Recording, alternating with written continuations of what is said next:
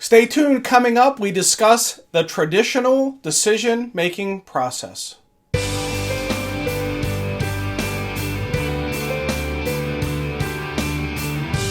Hello and welcome to the Situational Awareness Matters Show, episode 375. I'm your host, Rich Gassaway.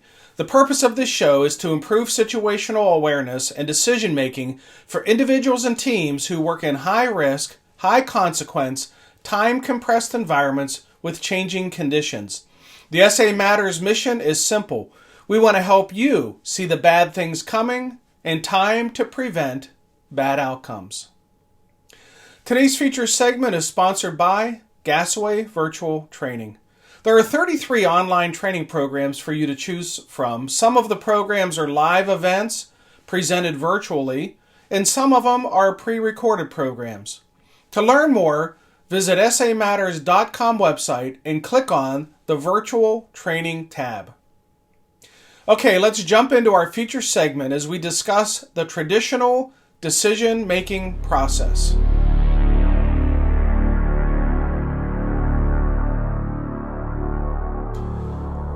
In the early days of decision-making research, most of the studies were conducted in college classrooms and laboratories. These settings were nothing like the high-risk, high-consequence environments faced by public safety providers. Here's an example of how one of those research studies might have been conducted. A college professor/researcher receives a grant to study decision-making and creates an experiment that involves stock trading. The researcher uses the students from their economics class because they're easily accessible, cheap, and usually willing to participate for the opportunity to earn some extra credit. The researchers would distribute packets of information to, say, 6 to 10 companies. This might include historical data, biographies of key executives, product and service information, financial statements, and stock price trends. Each student would then be provided with some hypothetical amount of money to invest, let's just say $10,000, and then would be instructed to evaluate each company and decide which ones they wanted to invest their money in. The students would be allowed to buy and sell throughout the semester, keeping track of the transactions and the process they used to make their decisions. At the end of the term, the researcher would ask the students questions about which companies they invested in, how much they invested, how often they traded, and how they made their decisions. While the student may have thought the goal of the study was to have the most money at the end of the term, the researcher's goals were to understand how the students made their purchasing and trading decisions. I can't say for sure that I was actually a victim of such experimentation, but I vividly remember participating in an exercise very similar to this one in my college economics class. Maybe the reason I remember this so well is the professor rewarded the winner with a pizza party. I figured, what the heck? I'm financially struggling 21-year-old. I've done just about anything for free food. The researcher got what he wanted, and the winning student got what he or she wanted. I know the inquiring mind wants to know. No, I didn't win. It was processes similar to this, repeated over and over again in college classrooms and laboratories, that yielded the traditional decision-making method. The traditional decision-making process is sometimes referred to as the rational decision-making process, because you can see the process follows a rather regimented, step-by-step process. The process is also sometimes referred to as the analytical decision-making process because of its heavily reliance on the use of metrics to weight and evaluate the options. For simplicity, I will call it the traditional decision-making process. The steps of the traditional decision-making process would go something like this. First, define a problem. Second, identify some decision-making criteria for that problem. Third, allocate weights to each of the criteria based on how important each of those criteria are to the decision. Fourth, develop alternatives for solving the problem. Fifth, evaluate each alternative based on the weighted criteria. Sixth, select the best alternative that maximizes the desired outcome. And seven, evaluate the effectiveness of the action that was taken. In other words, the outcome of the decision. The first step in the traditional decision-making process is to define the problem. This makes sense. If you don't have some problem to solve, you don't really have to make a decision. This is a pretty important step. If you define the problem incorrectly, you're vastly going to increase your chances of making a poor decision.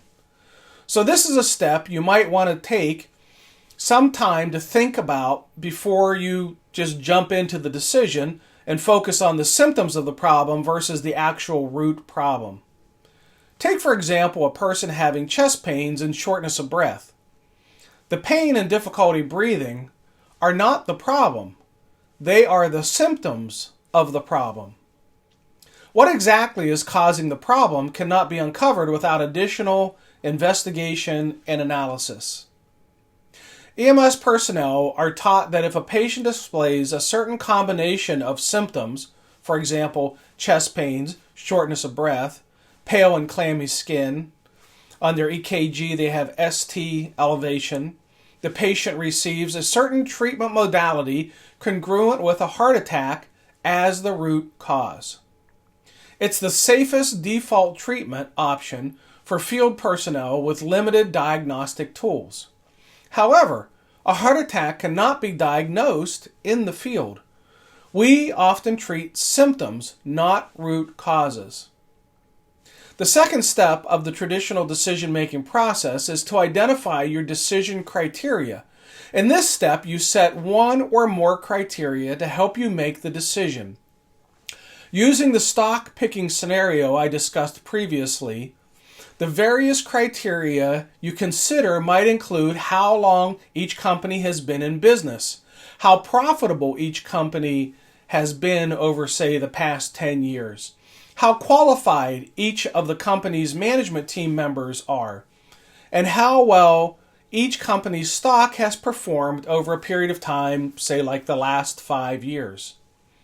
In the public safety arena, let's say you're a police officer on patrol and you observe a driver weaving on the roadway. As you stop the driver, you observe their behavior is a bit out of the ordinary. They have a fruity odor on their breath. Their speech is kind of lethargic. And you may ask them to step out of the vehicle and they stumble. Everything I've described up to this point is a symptom, not the problem. And while you might conclude that the driver is intoxicated as the root problem, it may very well could be a case that they are diabetic and having an issue with their blood sugar regulation. Further investigation will help you to analyze the root problem, and regardless of the root cause, you can surmise with certainty their ability to make good judgment is impaired, and they cannot drive in that condition. But the additional assessment helps you determine whether they get arrested or whether you call an ambulance. The third step in the traditional decision-making process is to assign weights to the various criteria. In other words, how important is each of the decision criteria you set in the previous step? Using the stock purchase example, is the profitability of the company more important than the quality of the management team? Is how long the company been in business more important than how well the stock has performed over the past 5 years? The fourth step in the traditional decision-making process is to develop some alternatives or choices. If you were a stockbroker and the list of alternatives would include all of the companies on the stock exchange. However, as you can imagine, there are thousands of publicly traded companies, and it would be impossible to consider and apply the criteria and weighting method to every one of those companies. So you may want to limit your alternatives by applying some additional criteria. For example, You may want to only choose companies traded on the New York Stock Exchange. Or you may want to choose companies who are considered blue chip. Or you may want to consider companies that are mid-level capitalized. Don't get knotted up about knowing what all those terms mean. You're not going to be asked to pick stocks, so it doesn't really matter. Just know you may want to apply additional filters to get your choices down to a manageable number. The fifth step in the traditional decision-making process is to evaluate each alternative.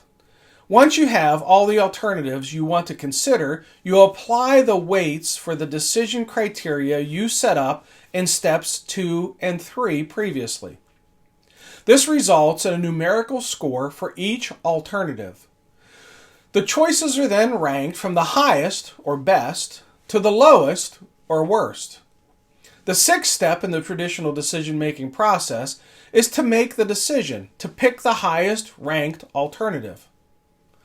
Of all the steps, this one should be the easiest. You've applied a logical, arguably scientific way of evaluating your choices, and the best decision has risen to the top of the list. So decide and move on. Easy enough, right? Well, that is until your emotions start to get involved in the process. Everything up to this point was very rational, scientific, numerical, and logical. It all made sense.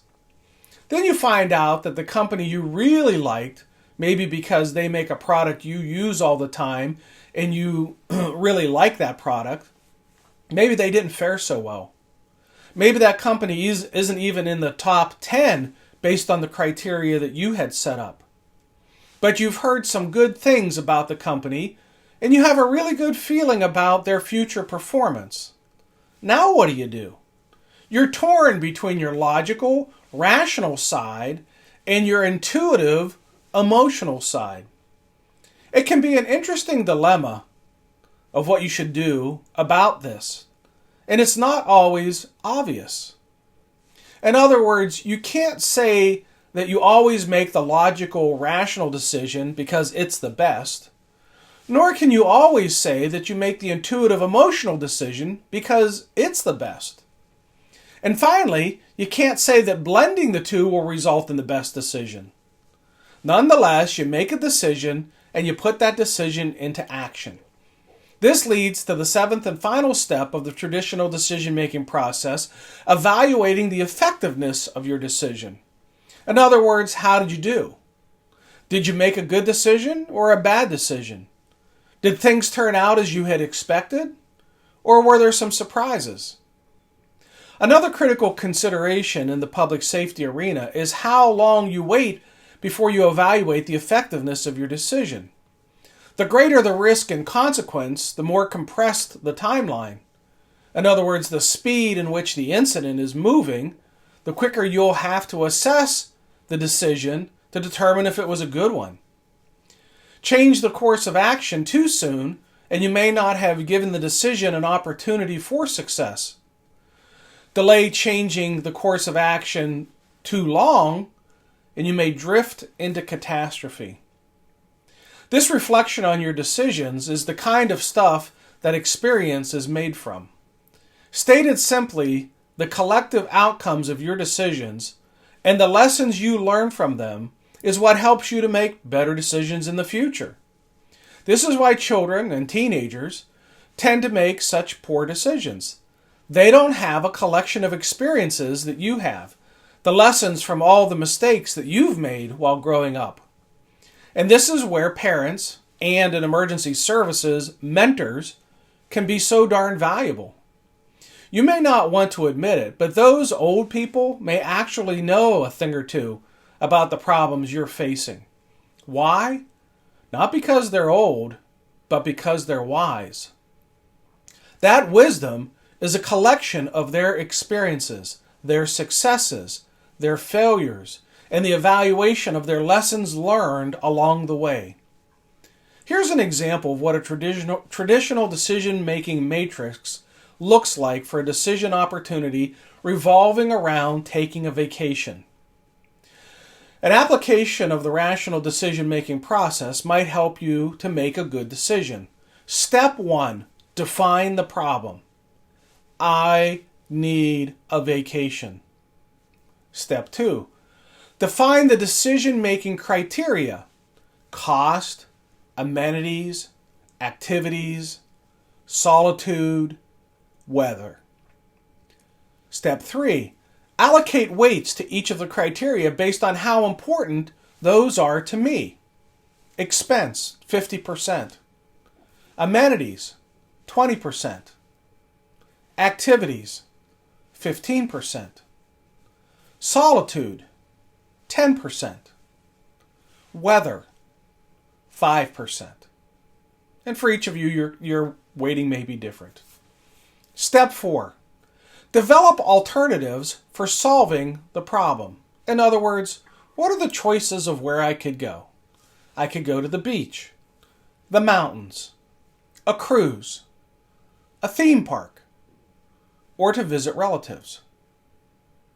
Step 5, evaluate each alternative based on the weighted criteria. Ranked order for the first criteria, most expensive to least expensive. The most expensive, theme park. Next, cruise. Third most expensive, the beach. Fourth most expensive, the mountains. The least expensive of the 5, visit relatives. Multiply the criteria weight times the ranking weight. For example, the weighting for expense, because that was my biggest concern, was 50%. So I multiply the option ranking by the criteria weighting. Let me explain. Theme park. Pricing was 50%, but it ranked number 1. 50 times 1, 50. Cruise. Pricing was 50% of my concern. It was number 2. 50 times 2, 100. Beach. 50% was my concern of pricing. Times beach was number 3, 150. Mountains. 50 times 4, 200. Visit relatives. 50 times 5, 250. Visiting relatives gets the highest score, reflecting it's the lowest cost alternative. Conversely, the theme park option received the lowest score because it's the highest cost alternative. Repeat step 5 for each criteria. This is an effective process for making decisions. It is rational and it reflects careful consideration to all the essential criteria and priorities. However, we may ask ourselves, does the rational decision-making process reflect the realities of how decisions are made at emergency scenes? Is there enough time to do this kind of analysis? Is there good enough data? Is the data stable enough for us to be able to assess this way? In many instances, the answers to these questions are no. Perhaps you were able to hold an incident in abeyance for 20 or 30 minutes. You might be able to effectively apply the traditional decision-making process. A hazardous material spill that is confined, presenting little immediate danger to life, property, or the environment, might serve as one example where you might be able to use this kind of decision-making process that would be logical and rational. However, more often the decision maker is under extreme time pressure to do something immediately in an effort to prevent an emergency from becoming exponentially worse. Experienced public safety personnel, under the compression of time, are not likely to use a rational decision-making process.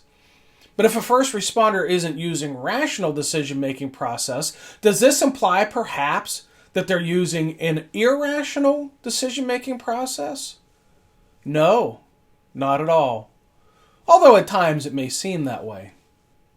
In an upcoming episode, I'm going to give you an alternate decision-making model known as the recognition-primed decision-making process.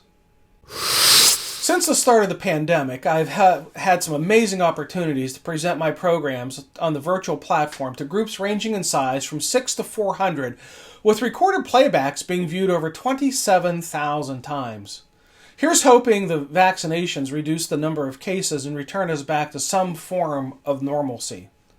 Thank you to the organizations that have hosted live situational awareness programs recently, including the Kansas State Firefighters Association, the Hilltop Hose Company, and the Allegheny County Public Safety Training Academy, Henkels and McCoy Corporation in California, and the Utah Fire Chiefs Association.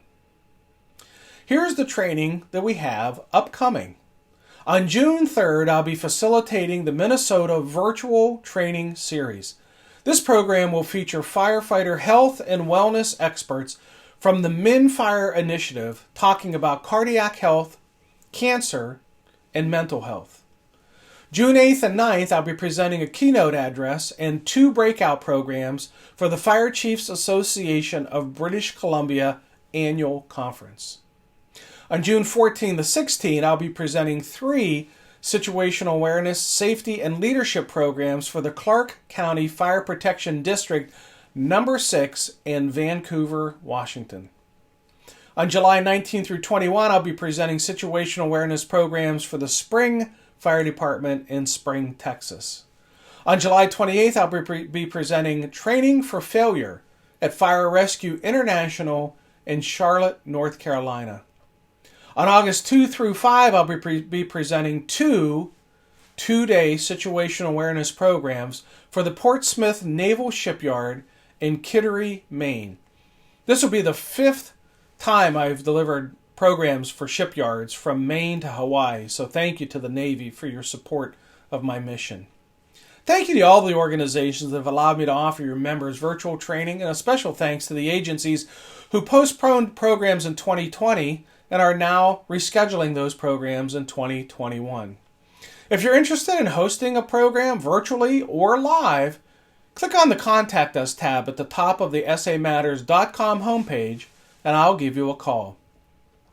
Finally, remember to check our show notes for how to subscribe to our newsletter and how to follow us on social media. There we share ideas about how to improve situational awareness, how to make better decisions under stress, and how to improve the skills of critical thinking and resilient problem solving.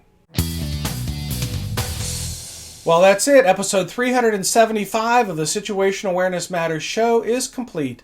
Thank you to all of our viewers and listeners for sharing some of your valuable time with me today. I really appreciate your support of the SA Matters mission. Be safe out there, and may the peace of the Lord and strong situational awareness be with you always. You've been listening to the Situational Awareness Matters show with Dr. Richard Gasaway. If you're interested in learning more about situational awareness, human factors, and decision-making under stress, visit his website, samatters.com.